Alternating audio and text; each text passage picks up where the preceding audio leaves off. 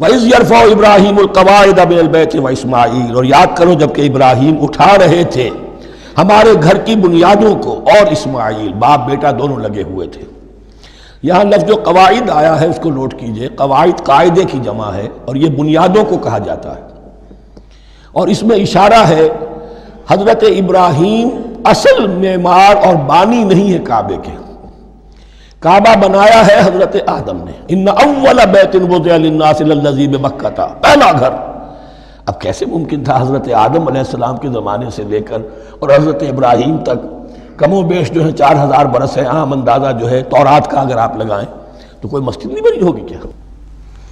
یہ پہلا گھر ہے، پہلا وہ گھر خدا کا۔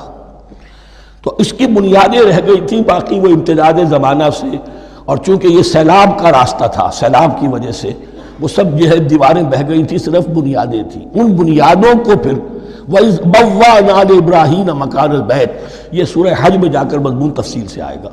اب میں آئے گا کہتا ہوں، آ چکا ہے حقیقت کے اعتبار سے، اس لیے کہ یہ ساری مکی صورتیں ہیں جو نازل ہو چکی ہیں سورہ بقرہ سے بہت پہلے۔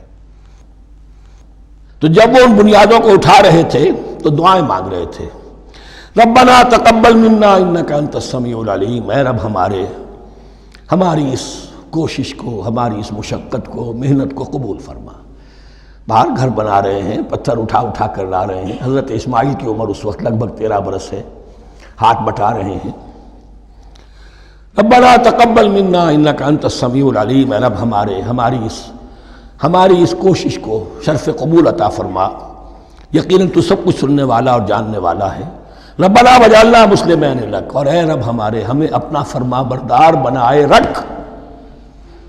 نوٹ کیجئے ابراہیم کہہ رہے ہیں، تو میں اور آپ اگر مطمئن ہو جائیں کہ میری موت لازماً حق پر ہوگی تو بہت بڑا دھوکہ ہے۔ ڈرتے رہنا چاہیے، اللہ کی پناہ طلب کرتے رہنا چاہیے۔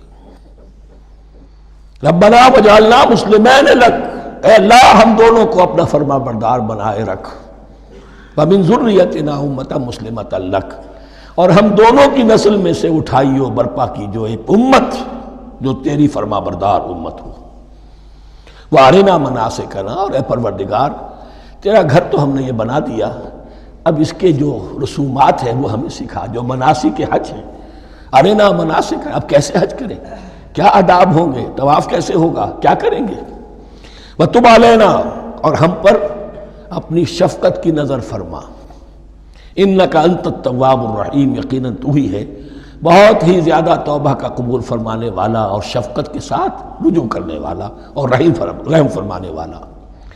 ربنا وبعث فیہم رسولا منہم، اور اے ہمارے پروردگار ہماری اس نسل میں، اب چونکہ ہماری نسل مراد ہے بنی اسماعیل، بنی اسرائیل اسماعیل کی نسل میں سے تو نہیں ہے نا، یہاں دونوں کی نسل سے مراد ہے تو وہ بنی اسماعیل۔